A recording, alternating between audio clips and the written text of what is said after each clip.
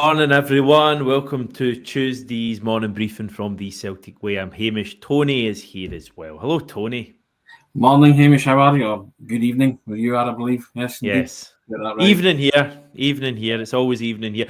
Things are good. Things are good. I'm happy. I'm looking forward to some midweek action. I'm looking forward to the trophy getting lifted on Saturday. I don't know about you, the end of the season crept up on us ever so slightly, and a week on Saturday, that'll be it for season 24-25. Yeah, it's crept up a wee bit, but I think a lot of people maybe battle weary and fatigued, maybe pleased to see the end of the season, but they're only going to be pleased to see the end of the season if it goes the way we all want it, Hamish. You know, I want 3 resounding victories. What I want and what we get could be two completely different things, but yeah, I think everything's all premised on uh, the Scottish Cup final on May the 24th. But Trophy Day in the past few seasons has been a wonderful occasion.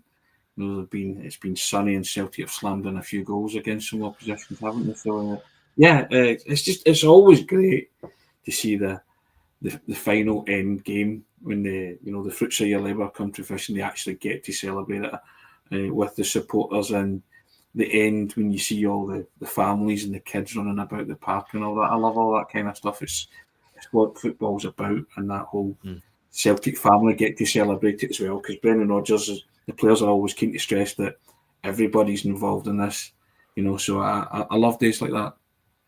Yeah, really looking forward to this. And you mentioned something there that I do want to just revisit in a second. Before that, quick word from our sponsors. This Celtic Way video is brought to you by S1 Jobs. If it's time to hand in your transfer request, then head over to s1jobs.com where you can upload your CV today. With thousands of jobs across Glasgow, Edinburgh and the surrounding areas, you'll find the one at S1 Jobs. Start your search today. We also still have this going, Tony. Yeah, 6 months of access for £1. New and existing subscribers can enter into the draw. You've got till June the 1st. Who wouldn't want to win lunch with Martin O'Neill? I mean, it's the prize of all prizes. It's something I've always said that I'm very jealous of because I'd love to do it myself. It'd be great to pick his brains for how many hours you sit down with him. But he'd be great chat. He's just wonderful company. He's got some tremendous anecdotes, not just about his time at Celtic, but playing under the likes of Brian Clough. It's a wonderful prize. As we say, open to new and existing subscribers, www.celticway.co.uk, £1 for 6 months of access to everything that we do. And you can enter yourself into the draw if you do that before June the 1st. So good luck. Somebody's got to win it, but it won't be me. And even if you don't win it, you get all the access to the brilliant work that you and the rest of the squad do. So that's not a bad loser's prize if we're going to put it out that way. But there's loads to be got there. So check that out definitely. I just want to touch on something you said at the start about people possibly being a bit weary at this point of the season. I think it's an interesting point just to speak about a little bit because clearly things are pretty good at Celtic. I mean, we would all sign up for this point of the season. We're about to lift the Premiership trophy. We've got the chance to win a treble. And you go back a number of years, just past a decade ago, and trebles were just this thing that you didn't get very often. Trebles have become pretty normalised, but it's still an amazing thing. But I do sense a bit of that. And I think we're going to miss the football when the season ends. But I also sense from a lot of people that we kind of just want the new season to arrive in a weird way and Celtic to kick on again next year. Do you sense that in a way as well? I do. I think, and it never gets boring for me, Hamish. I love it. Right? I love Celtic being successful. I love days like Saturday when they roll around. I love days like the Scottish Cup final. I regress to a wee kid when Celtic are not in the cup final. I would watch it, but it would never be the same. And I'd get angry, and I'd get jealous of the two teams that were contesting the Scottish Cup final, especially when I was growing up, because they made a day of it. They would go on the team bus. They would tell you jokers and the worst dressed in the dressing room and all that kind of stuff. It was a whole day, and I miss all that kind of stuff. So whenever Celtic weren't involved, it lost its appeal. So winning the treble, as you say, up until 2001, Celtic don't ever did it twice in their history under Jock Stein, and that was the third time they did it under Martin O'Neill. They are now going for their 9th treble. It is an unprecedented era of dominance and success. you can never take it for granted. I never will. That's why days like a Saturday rolling along and the week after are always special. But I just think there's a feeling that, you hear grumblings across the other side of the city as well, but I think Celtic welcome the challenge, don't they? And the fans are just like, okay, if you're going to flex your muscle, then we're not going to stand back and rest on our laurels. And I think everybody wants to see Celtic kick on and push on, and this is the ideal time to do it, to turn that screw, because everybody loved what Celtic produced in the Champions League this season. Yeah. Go and do it again. And as I said before, if you're competing at that level, domestic success follows. And I don't particularly care what happens on the other side of the city and who they're going to appoint, who they're not going to appoint. A lot of hubbub, toil and trouble, bubble, and all that. There's lots of stuff going on there. But I'm more interested in what Celtic are going to do. How are Celtic going to improve? How are they going to get better? How are they going to get to the last 16, last 8 of the Champions League? What funds are they going to arm the manager with? What quality players are going to bring in? And I think that's why, because I sense that lots of people watched Aberdeen against Rangers and just think the treble's in the bag. I don't like that feeling either, Hamish. Got to earn the right to go and win that treble. But if you're going to do it, go and do it in style. And if Aberdeen are inferior, then go and show why they're inferior at Hampden a week on Saturday. And, really send us off into the summer. Battle weary maybe, but with a spring in my step and a smile on my face. It's been such a long season. See, when you think back to the early games of the season, like they honestly seem a lifetime ago, and I guess it's maybe always like that, but it just seems like this season has been such a long season with so many matches, and you just I can't wait, and you're always wary of wishing away the good times. And listen, we're all going to enjoy Saturday. Every Celtic fan around the world is going to enjoy Saturday, and hopefully we enjoy the following Saturday as well. We're going to enjoy these moments because this is kind of what you work up to, and it's the same for the players. But I do sense that very quickly after next Saturday's Scottish Cup final, the focus is going to turn to the new season already, and it feels like you can't wait to see what transfer business we're going to do and just get back into that start of the season, because that's so exciting to me in terms of like the Champions League qualifier and all those European matches and just going for it again. This has been a great season, and hopefully the season finishes in a treble. But I do just sense. And I get a lot of this from obviously doing this and doing my own channel as well. You get a good feeling of how the Celtic support feel and how engaged the Celtic support are. And it does feel that we're just in a little bit of a lull at the moment. Yeah. And everyone's just kind of looking to get through the next couple of games and obviously win the treble, hopefully. And then, we'll get going again for the new season. I guarantee people will be looking forward to a break, but I guarantee 1 week or less than a fortnight into that break, we'll be crying out for football again, right? Because that's what it's like. You say, I can't wait to the end of the season and a rest from it. You get 1 week in and you're just like, oh, this is boring, or there's nothing happening, and give me my football fix. So it's the world over. But I think you're right. I think there's just an element. I wouldn't say disengagement with this season, maybe too strong, but you know what I mean. There's just kind of like, right, okay, let's win the treble, but it's kind of matter of factly. And as I said earlier, I don't like that. You have to go and win it. You have to be on your game and on your mettle. And I wasn't born at the time, but I think 1970 Celtic played Aberdeen in the Scottish Cup, and they were red hot favourites. Jockstein's team lost 3-1. I think that was a treble spoiler as well. No doubt Steve McGrory will come in and tell me from the darkest recesses of my mind. I think that's what happened. So you can never take anything for granted. It's a one-off game. You're a bounce of the ball, a sending off, a decision, penalty, VAR getting involved, from those dreams being shattered. So you need to be on your mettle, and it's not a question of just turning up and it happening. You have to make it happen. So yeah, I still think that these players and the manager are hungry to achieve that. Talking about many targets, wasn't he? So going to achieve those many targets, and that should see Celtic okay. But again, I keep going back to it. It's no saying it, it's doing it, isn't it? You have to do it. That Glasgow phrase. But yeah, as I say, but I think lots of people are looking forward to the end of the season, and then their immediate thoughts are going to turn to next season, and as you said there, the transfer business, what Celtic are going to do, and whether or not it will be Brendan Rodgers' final season in the managerial chair, or will he commit to another deal? Yeah, it's going to be interesting. Yeah, so we've got Aberdeen coming up in 10 days or so. We've also got them coming up tomorrow night at Pittodrie. Fair to say it's going to be a different Celtic team, I think, personnel-wise, for the game tomorrow. I think we're going to see a number of changes. What have you got on your mind going into this game? It's the deadest of dead rubbers for me, Hamish. Don't even show your hand cup final-wise. I would rotate. Yeah. I'm thinking, well, obviously he told us that Sinazalo was going to play, didn't he? Yeah. Hinted that Alistair Johnson might be back because he wants him to play before the cup final. That's fair enough, but I'm thinking of starting Johnny Kenny up front. I think so. You know, I would give him that out in that, I think. And the manager said, he said he hinted at it before the Hibernian game, and then shocked everybody by playing the strongest team possible, didn't he? So this is the ideal game in which to do it. Give the guys the time, you know, Johnny Kenny especially, and you don't need to play all your star names. I would really say to them, look, sit this one out, because it means nothing. It genuinely means nothing, doesn't it?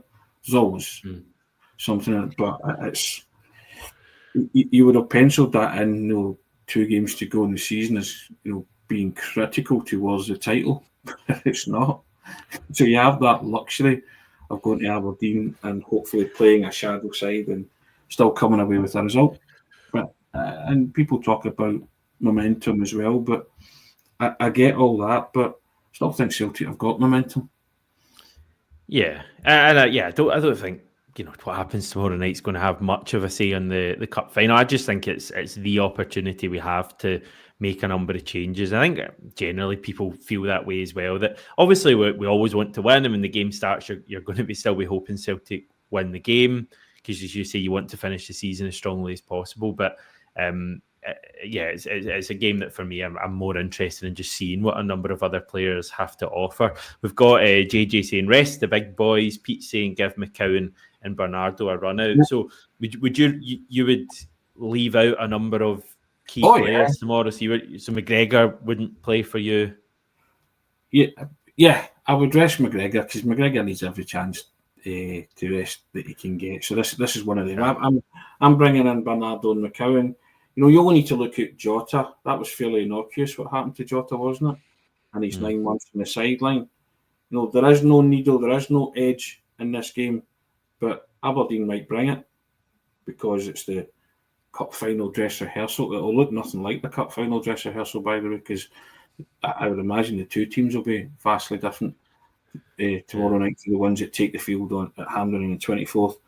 But you don't need to create needle or tension.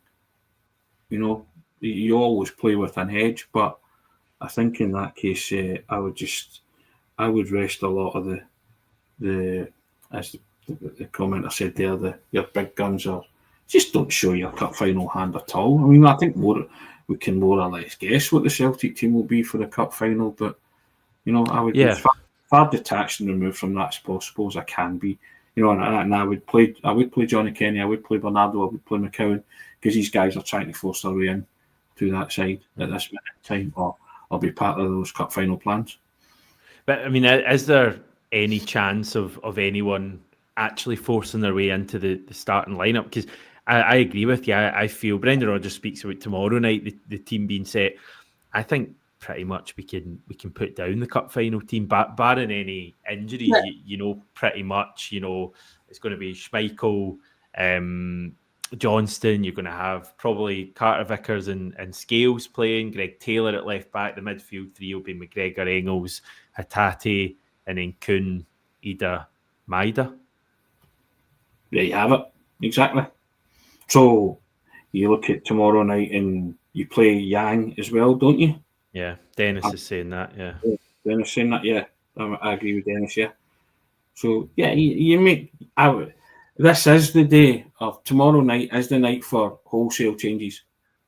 I believe that, because as I said, Jota's injury, which was fairly innocuous, gives that wee warning, doesn't it? That you can't afford to take many risks. But I get it. I'm not going to say, it could happen in any game. It can happen in any game. But I just feel I don't know, Aberdeen are still going for third, aren't they? There's a last hurrah there for them. 3 points behind, I think. Yeah, so that they're going to bring the needle in the tension. Do certain players need that ahead of the cup final? I don't know. I would rotate big time. I'm very much a wholesale changes man for tomorrow night, I have to say. Just on the cup final, I mean, Stephen and Wazaboy both pointing out in relation, in fact, Pete as well, bringing it up, does Sinizalo start the cup final? Because I'm interested in this, because Josh made a similar point yesterday. Just my own opinion, I don't see it at all. I guess the whole Schmeichel fitness thing would be the issue, and we'll probably find out from Brendan Rodgers today, hopefully, how Casper's doing after the weekend, because it was his first game back in a while. But I just think if Schmeichel is available, then it's nailed on for me that he would start the cup final. Schmeichel plays cup final. End of. That's why I brought him back in. He's clearly fit, and he has recovered sufficiently from the shoulder injury. But I love the fact that Brendan Rodgers said that he's been that impressed with Sinizalo that he doesn't feel the need to send him out on loan. I think the Celtic supporters have been impressed with Sinizalo as well. And I think we'll see his game time upped next season. So that's something to look forward to. And I love the way Sinizalo's handled himself, both on the park and off the park. Spoke very well on Friday about events at Ibrox, stuff like that. He did. And I thought, but by the way, I was going to bring it up, Tony, because I thought that was excellent the way he came across there. Yeah, and he wasn't fazed by any of it at all.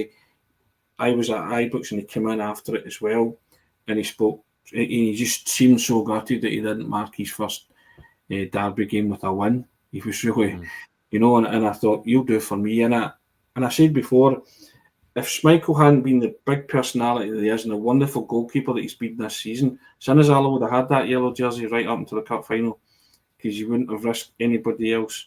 But what you do know is you have a first-class goalkeeper ready to step into those gloves as soon as Kasper Schmeichel decides, you know what, this is my swan song. I'm hanging them up. And Sinizalo relishes that role now. He's clearly learned off somebody who he looks up to, and he's now got a wee bit of a taste of it for Celtic, and he realises this is great, I'm having a bit of this, and probably had that discussion with the manager himself that he'd probably be best served staying rather than getting out on loan, because his game time will be up next. You have to give him all the cup games next season. I'm talking and the odd league game, I think, as well. Yeah. Like, see, when we get into that ultra marathon period, he should be playing a number of league games. Yeah, but going back to the point of it, I just thought he spoke terrifically, and I was very impressed with him. And I'm, the Celtic goalkeeping future, pardon the pun, is in safe hands, and that's one bit of forward planning that I really liked from Celtic at the time. I think we all mentioned it at the time, and you can see it now coming to fruition, and you're just thinking, do you know what? I like this guy. He seems pretty unflappable, like Schmeichel too. But you look at Schmeichel on Saturday, and he made one of those starfish-like saves when he spread himself just prior to Boyle scoring, and you could have superimposed his dad, and that was just right out his father's goalkeeping textbook, wasn't it? Just a brilliant save, point blank range. A shot battered right at you, and you just say to yourself, that's why he's there, So I hats off to him for that, and great to see that, because you're always wary. People keep bringing up his age, 38. Age is a number, Hamish. This guy can play. Dino's off won the World Cup at 40, 1982 for Italy. Goalkeepers are a strange breed, but they're a unique breed. And if Kasper Schmeichel feels like playing on to his 40, he will.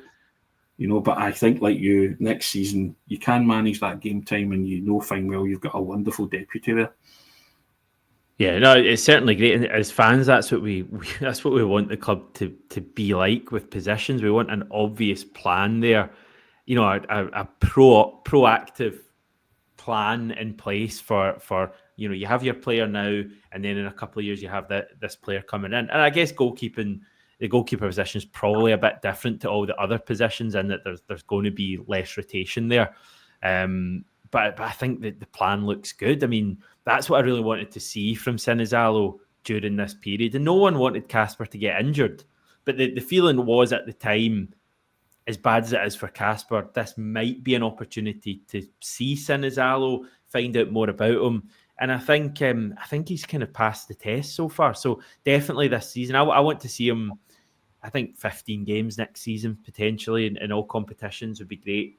Great to see him. And potentially after that, if Casper does indeed leave after next season, after the World Cup, then, you look at Sinizalo.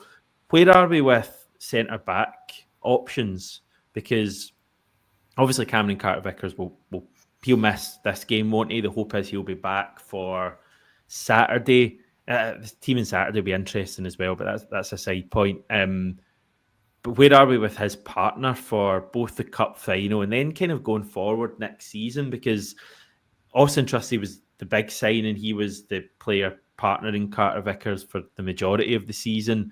But in recent weeks, it's been Liam Scales coming back in, and Scales now seems to be the chosen one next to Carter-Vickers. So does Scales start the Cup final? I think probably.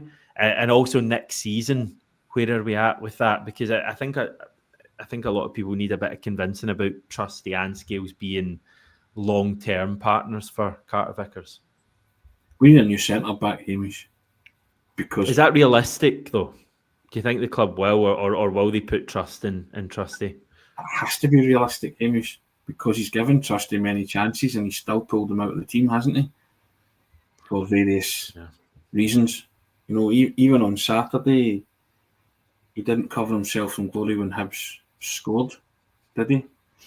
And I didn't feel as if Celtic were going to lose the game even when Hibs scored. I still felt that they were on top, but it was a crucial error, and his game is error-strewn, isn't it? Both him and Scales at times. And I think the manager just favours Scales at the minute because he's marginally better than Trusty. But you can't go into European competition with marginally better defenders than the other to partner Cameron Carter-Vickers. You need a bona fide stopper, in my opinion. Again, it's only my opinion. And I know Celtic spent a lot of money on Trusty, but he hasn't convinced fully, has he? And I think Scales is always one of those guys who's going to divide his opinion. He has periods when he's flawless, and then other times when he's put under severe pressure, he can look bang average. Let's be honest. And so I'm the spine of the team for me needs addressed in the summer, Hamish. That's a centre back, a dominating central midfielder with height and physical presence, and a centre forward. But I still like Eden. I still think he'll score goals. But I think off the bat, if you're asking me, I think that's where my priorities would lie. And it's a pity, someone's put in the comments here, that Nawrocki wasn't that player. Because I think he ticks the boxes in certain attributes, but not in others.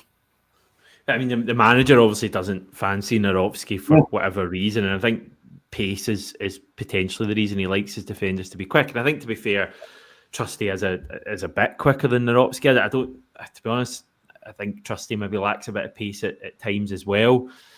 Yeah, it's a bit of I guess it is a bit of a concern because we paid a lot of money for Trusty, and I don't think he's been awful this season. I don't think he's been maybe quite as bad as some people are making out. The kind of irony is that in a lot of our Champions League games, I thought he looked quite comfortable. He read the game well. That level of football maybe suited him a bit more. It's almost been in some of the domestic games when he's been directly up against a player who's been quite physical that he's struggled. And I've said it before, he's got a bit of the Chris Julians about him. But it's like, it's just like, I agree that signing someone would be good, but is that feasible when you've just given Brendan Rodgers $6 million last year to sign a centre-back? I understand that, but your ambition is in Europe, and the irony is Scales and Trusty, put in one of the best performances I've seen from a Celtic defence in Bergamo against Atalanta. They were absolutely brilliant. It shows they can do it, but they can't do it like that on a regular, consistent basis. They can do it in matches that flick their switch, when they need to be switched on. But that's not good enough for Celtic if you want to really be as competitive in that arena as possible. And I'm stressing this is my opinion, and I'm sure the manager feels the same way, that as much as every now and again they step up to the plate, he needs people that he can trust. And I think for various reasons, you only trust them so much. Trust them certainly domestically. But even then, as you say, trust is prone to switching off domestically. But in Europe, they have proven at times that they can cope and do well. But I just want somebody who's going to be like that 100%, or as close to 100% of the time as possible. Just somebody who you can hang your hat on, both domestically and in Europe. And I know what you're saying about shelling out X amount of millions on another centre-half, but needs must. If your ambition is to be a serious competitor and improve on what you did last season, you cannot go into Europe with that same defence, Hamish. That's just my thoughts. But also, I was thinking earlier, when you consider that Kieran Tierney's going to be in at left back, solid defender, really good going forward, as good a fullback as we're ever going to have. Alistair Johnston, ditto, to be honest. I mean, Johnston, I would say a pretty similar level to Tierney. Maybe not quite as good, but is probably the best right back we've had in, I think, in a couple of decades. Alistair Johnston, Carter Vickers, solid. Hopefully can really stay fit, but we know Carter Vickers, what he's like, and Schmeichel behind him. If you can just find a centre back to go next to Carter Vickers, or if someone like Trusty in his second season, Steve pointing out, we're talking about Ida and Engels being better in their second season. I think the same applies to Trusty. They're all in that same little category for me of players who have probably all been a 6 or a 7 out of 10 in their debut season, and we expect them to go up a level next year, and we hope they do. But if you can sort that position next to Carter Vickers, you do have a hell of a starting defence for games next season, and it's quite exciting. Is there any update on Taylor, by the way? Not that I'm aware of. I hadn't read anything or seen anything before I came on here. But why leave that to chance? If that's the last piece of that defensive jigsaw, because I still think that Trusty and Scales would be fantastic cover anyway. For if you need them, or because you're going to play 60 odd games a season again. But go and get somebody that you've just mentioned those 3 players and that goalkeeper. Getting somebody in there who's solid, dependable, and reliable. That's a hell of a defence. And then say to people, try and breach that. So I'm that's where I stand on that, and I don't. That's not me. I like Trusty and Scales as footballers, but I think there's a bar which they can't go above. And I think Brendan Rodgers wants to set that bar higher than what these guys can produce, and it's no slight on them, because they're good footballers, because they're playing for Celtic. They've played for Celtic at a tremendous level and have performed at a tremendous level. But I just think in order to go again, Celtic need another central defender who can command that area and be the guy who's partnered with Cameron Carter Vickers to make you defensively solid. Because you look at the goal that knocked it, we look at the 3 goals that knocked us out over that playoff round. And the times that you lost them at critical times, and they were bread and butter goals. Bayern Munich didn't have to work hard to get them. If you can erase that in any shape or form by getting a defence that just is tight and is solid, you go through that tie. So somebody in there would have made a difference, I think. I've got some maybes in hindsight, I get that, but you look at the goals, they were bread and butter goals. You lost possession, the guys hit a cracking 25-yarder, but you lose possession. Watch Harry Kane. Watch Harry Kane. Watch Harry Kane. He's at the back post. He's behind you, sticking it in the pokey. And then that scrambled effort with a Hail Mary ball in the last minute of a football match just thrown in there to be won by a commanding centre-half, and it's scrambled into the net and you end up out of the Champions League because of it. And I think Brendan Rodgers realised that too, that he came so close and he's thinking, you know what, right, we got so far with this group. In order to go again and to get there, I need to improve. And I think that's one of the positions he knows he needs to improve on. Yeah, no, it's massively exciting. That's your defence covered, everyone. We've spoken about that, and I think it's as I say, I think the potential to have a really good first choice defence next year with kind of able deputies as well, like guys like Ralston and Scales as well potentially, who could come in. I think is good. Potentially Greg Taylor could be in that category. Sin Azalo. Like, I think the defence isn't far away from being really strong. We can maybe touch on the midfield and attack in videos to come. Just finally, we'll have press conferences today, Tony, won't we? The manager, a player. Anything in particular likely to be on the agenda there? Obviously, the last Brendan Rodgers about the resting of players, won't he? Might give you a better because he said he's already told the guys, the team, hasn't he? Yeah. So, and he said that obviously the pressmen are going to ask, aren't they? But he's not going to tell them. He said, "Don't be asking." Yeah. But he might give another couple of hints as to who plays. But getting back to the defensive side, defending's an art. Hamish, you know what I mean? And the problem with defenders are they're only ever highlighted when they make mistakes. No, when clean sheets come along, it's kind of taken as a given, isn't it? If you're a Celtic defender, and the glory for a lot of those guys regularly goes unnoticed, doesn't it? Because all the glamours and the midfielders who run forward and shoot from 30 yards and score, or assist. So it's a tough gig being a Celtic defender because the criticism comes in waves, doesn't it? If you don't do your job, but I think you have to turn around and say, they're the best defence in the country, and they were terrific in some of those Champions League matches. So you have to give credit where it's due. But in terms of today, it's very low key, isn't it? Normally, when you're going to Aberdeen in a midweek, you're buzzing, you're up for it. But I think everything's just kind of tapered off because of you've won the title at an absolute canter. And I think if anybody was watching Aberdeen on Sunday, and they struck me as they weren't a team going for third place. They were absolutely. I think they had 5 minutes in the second half where they struck the woodwork and then just faded. And then people were saying, if Celtic don't take 5 or 6 off them in the final, that kind of stuff. And again, I never liked that talk. I just think Celtic go there tonight, they rotate, and the chips fall where they may. A result's not imperative. They don't need a result. But it's like everything else. It's a Celtic match. You want to see your team win. Yeah.